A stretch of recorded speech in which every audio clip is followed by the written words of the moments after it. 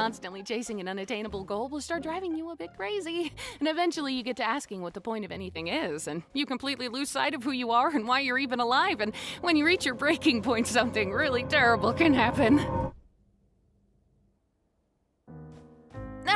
But that's not something we need to deal with today. But we're going to anyways. We're going to go into what is the psychology and what is the nature of abstraction that we can apply to the real world. I think that Ragatha gives us a lot of exactly what abstraction is in the pilot at the beginning. That abstraction is when you are trying to reach something that is unattainable and you start to lose sight of who you are. And I actually think that every single person in the digital circus has their own specific reason and their own specific goals that they're supposed to hit. And if they don't, something bad is going to happen. Maybe that would be a video for another time where we could go through each character of the digital circus and what each character really needs to do to properly actualize and possibly get them out of the digital circus. You can let me know in the comments if that would be a video you'd be interested to see.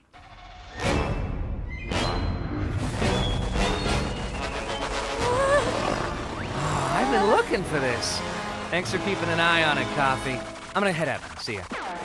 Oh, Kaufmo's been abstracted. So right away we can see that for Kaufmo, he has been obsessing about something. For him, it is the exit.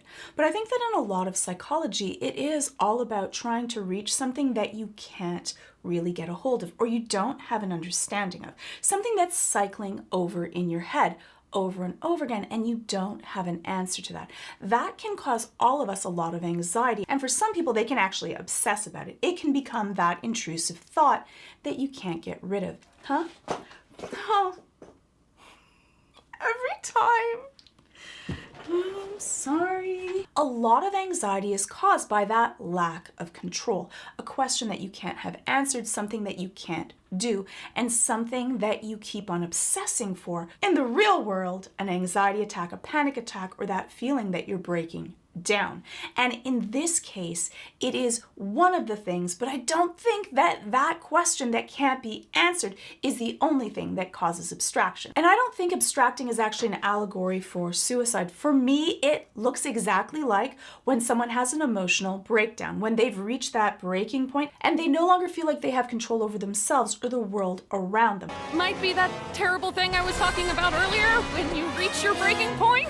Listen, I know we didn't always get along, like when you called me out for fake laughing at your jokes.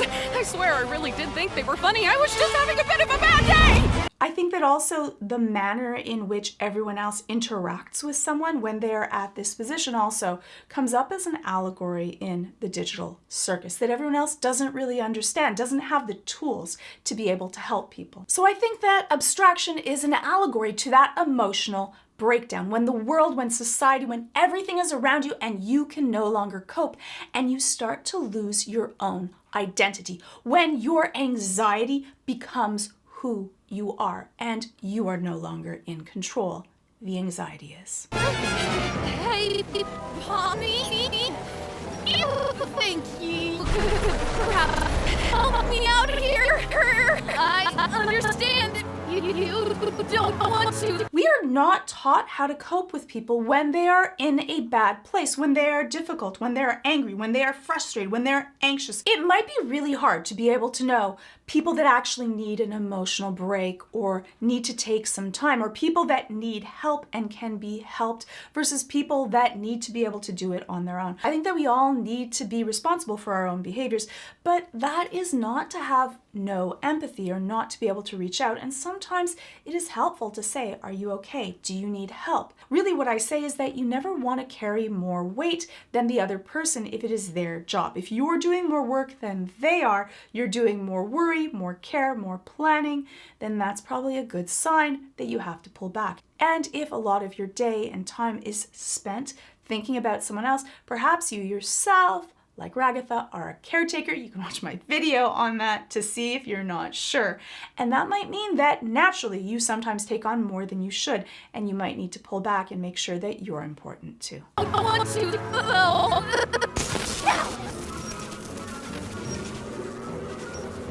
Okay, I might be going too far in this, but I'm just gonna say it anyways, and you can just yell at me in the comments. But that residual anxiety that we bring to each, we often call that secondary trauma. When one person's going through a trauma and even shares it, for some other people, they may actually feel that trauma also. We need to be careful with what we share and what we don't share, what we take on and what we don't, because there is a residual effect to everyone else around you. That's why if you're in a caretaking role or job, you need to be really careful about your own mental health and mental load. And also, some things you cannot unload to everyone else. Some things are too much for some people to handle. Depends on your personality type, what you do, and where you're at. But sometimes, even though you might want to help, it's okay also to have your own boundaries and be able to share them. This really shows the connection that we all have to each other, but also how trauma can be able to be transferred from one person to another, from one generation to another, that sometimes you might be so angry and aggressive that you are shedding off that anxiety or aggression or issues and problems to those around you. And I think that sometimes you need to ask yourself, how much fun am I to be around? How safe am I for others to be there? And that can be some difficult questions for each of us to ask. Because sometimes the anxiety that you are feeling is not yours, it's those around you. I'm sorry! I think that a lot of people felt really angry at Pomni for saying no, for not being able to rescue her. For a lot of people that are more caretakers or empathic, that is our natural reaction to this scene. It's okay to be able to share what you can and can't do, and we need to have empathy that just because you might care for it or you might be able to handle something, it doesn't mean that everyone else is going to be able to either. Kaufmo abstracted? Why didn't anybody tell me? And into the cellar you go. Sometimes that's what we do with people that we can't handle. We kind of push them away. We want to bring them to another place. It kind of reminds me of having people be sent off to the old psych wards where no one's going to be heard or seen from again. And you can see everyone just kind of blinking and stuck there with nothing to do. And I think that that's a lot of what used to happen with mental health. We used to want to just avoid it, not deal with it, and kind of push it into a closet. And I think that that's also what we do with our own issues. A lot of times we take the things that bother us and we just try to hide them away. We believe that if we do that, we're avoiding it and it'll go away on its own. And in some cases, sometimes it does, but in a lot of cases, it doesn't. It just stays there and festers to come back at a later state. That's why you really want to be able to recognize what are your strengths and your weaknesses and take accountability for who you are and what are the issues at hand, because that's the only way to actually fix them. Man, I can't believe Kaufmo just gave up like that. I mean, no offense, Kinger, but I always thought you would be next. Thank you. And that is exactly what often happens.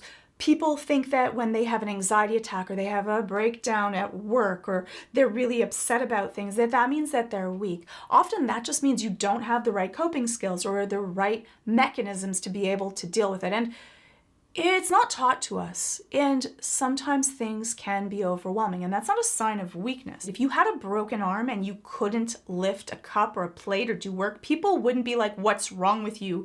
You're so weak, you can't lift that plate. But with mental health, because you don't see it, people judge that, and they judge it as there's something wrong with you because you can't have that. But just like you might break your arm, you could end up having your heart broken or be stuck in that cycle of negativity, which leaves a lasting effect on you. And so we need to be able to support others. And I also believe it's really important to normalize getting help mentally.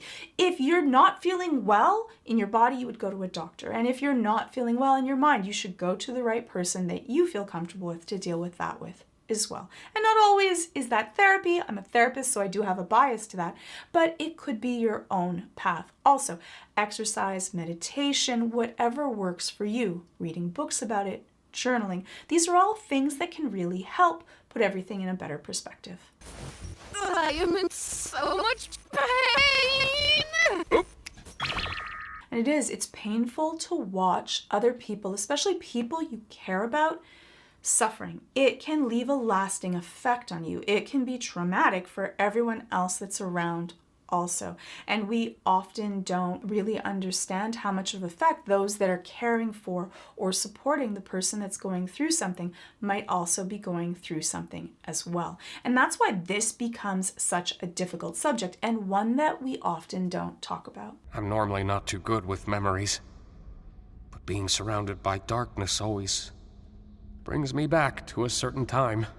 You can also see that when Kinger ever has those lucid memories when he's really there, it is always when he's in the dark. And once only having a bucket on his head, that recenters him. It allows him to think about something else. And that's when Kinger is the most lucid. His depersonalization is one of the protection mechanisms, sometimes adaptive, sometimes not, that keeps him protected himself from being abstracted. Right after my wife had abstracted, I don't recall the exact string of events, but we both ended up in the fort together.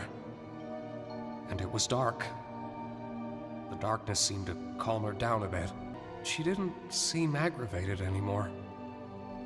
She wasn't the same as before, but she was calm enough to touch one last time before she got sent to the cellar. I'm always taken back to that moment when engulfed in darkness.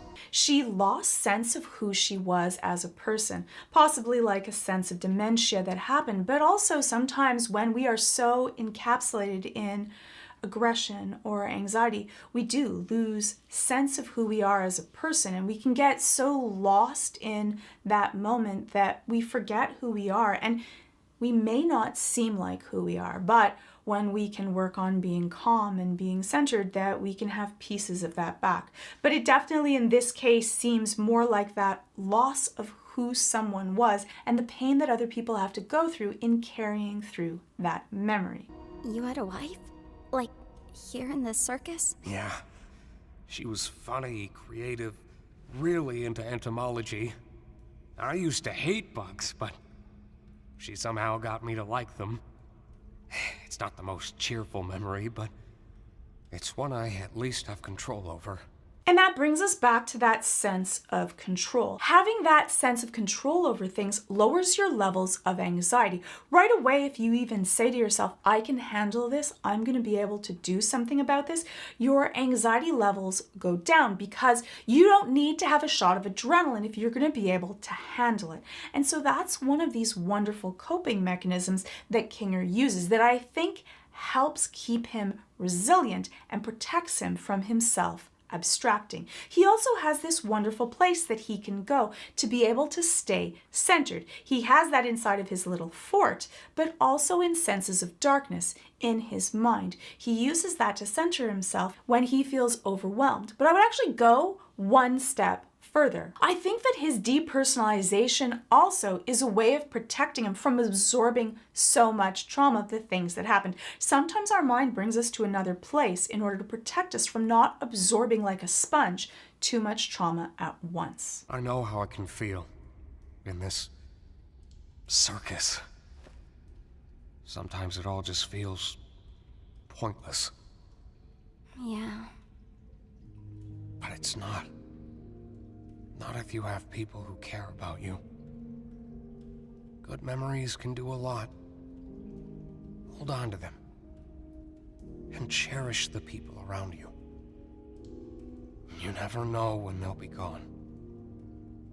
I love Kinger. He has such beautiful wisdom. He's such a good therapist in the show. I think that what he's saying is exactly what the digital circus is trying to teach everyone that's there, and probably all of us also, that remembering the positive things, remembering things that are good are really protective, and they are. They're really vastly protective to our mind. They help us stay calm, stay relaxed, stay centered.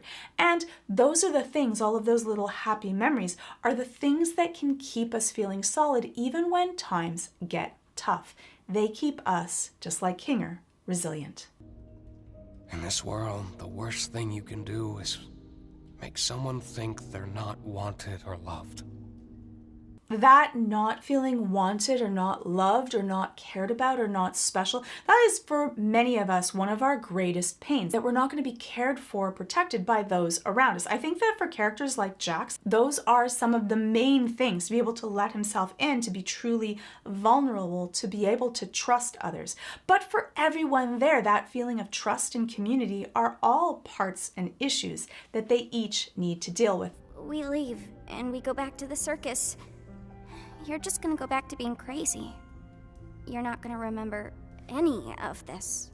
I'm just gonna say a part. I hate the word going crazy. It has such a negative connotation to that, and we use it so much to besmirch others. So I wish that she used a different word, and I understand that that is her reflection to it, and people often make fun of Kinger for that, but it does kind of hurt me whenever that word is used as a direct, not if it's used as just a colloquial term, but when it's actually used to put a label on someone else, it does kind of bother me. You're not gonna remember any of this, are you?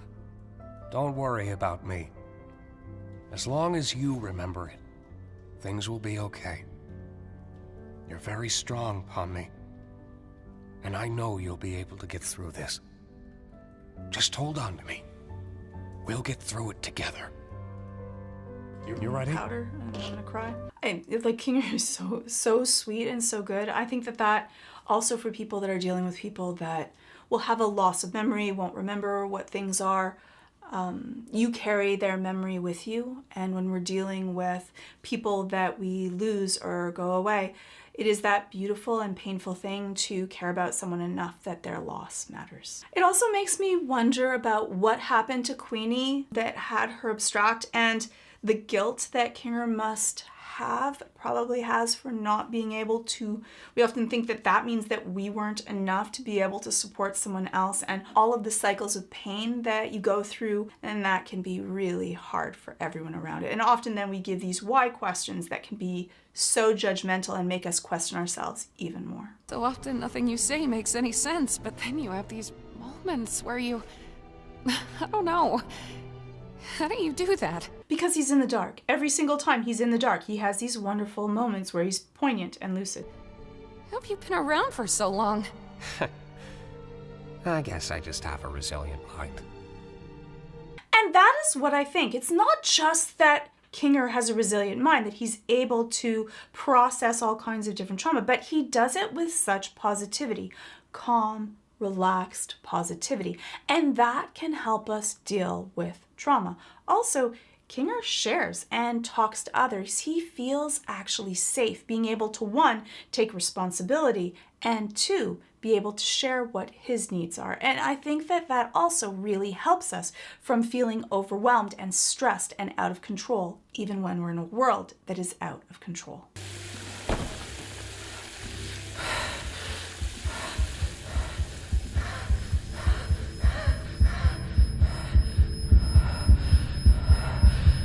Already did a video on Jax somewhere and his panic attack, and how he's having a panic attack not about to abstract, but I actually think that this is a sign that he is not coping with the things around him, and because of that, he is at risk of abstraction. The psychology of abstraction for me in the digital circus is definitely when you are no longer in control of the world around you, you have not been able to realize and help learn to cope with the difficulties and issues that you have, which ends up leading to you forgetting who you are, losing sight of yourself, and becoming that thing that you fear, your anger, your fear, your anxiety. The digital circus teaches us how important it is to stay centered and protect the things which matter to us. Ever wish you could do something tangible for our planet and want to have a hand in that change, but worry it'll feel distant or abstract? Well, let me tell you about Planet Wild. Planet Wild is a community-based nature protection organization. Think of it like crowdfunding, but for nature. A global community of people just like you and me who care and actually act. Each month together, we fund impactful, rewarding projects that bring back endangered species, protect our oceans, and restore forests. For example, one of the recent projects was backing Indigenous communities to protect the Amazon. I think a lot of times it's really hard because you're never really sure what kind of impact you're having and what the effect of your contribution will actually be. But the wonderful thing with Planet Wild is that they document every project with a video report that you can find right here on YouTube. So you can actually see where your contribution went and what we've all achieved together. I'm a member myself because I enjoy that feeling of making concrete change, not just thinking or worrying about it. And being able to follow the process and watch it happen is so very rewarding. And if you want to join the growing community that makes a difference, consider Planet Wild. You can pick a monthly or yearly membership that fits your budget. And you don't have to worry because you can cancel anytime. And the first 100 people to sign up using my code, Georgia9, will get the first month free as a gift from me. You can scan the QR code or click on the link in the description. And the best part, you will immediately make an impact and see the results in less than 30 days. Here on YouTube on their channel. Don't just take my word for it, you can just check out Planet Wild's videos, like the one backing the indigenous communities to protect the Amazon, to see for yourself all the really monumental changes that they've already made. It's rewilding made simple, meaningful and personal. Ready to restore the wild? Just join Planet Wild. Sometimes the world may seem like a dark place, but you can join me in making that world a little brighter.